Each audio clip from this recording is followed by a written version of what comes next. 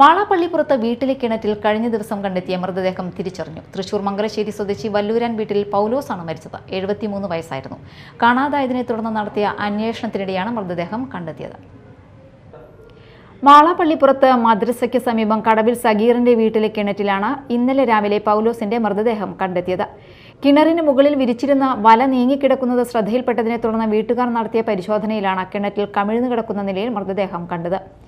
തൃശൂർ മംഗലശ്ശേരി സ്വദേശിയായ വല്ലൂരാൻ വീട്ടിൽ പൗലോസാണ് മരിച്ചത്. കൊടുങ്ങല്ലൂർ കൺട്രോൾ റൂമിലെ പോലീസ് ഉദ്യോഗസ്ഥനായ മാർട്ടിൻ പോളിന്റെ പിതാവാണ് പൗലോസ്. ഏതാനും വർഷങ്ങൾക്ക് മുൻപ് നടന്ന അപകടത്തെ തുടർന്ന് പൗലോസിന് ചെറിയ തോതിൽ ഓർമ്മക്കുറവ് ഉണ്ടായിരുന്നതായാണ് പ്രാഥമിക വിവരം.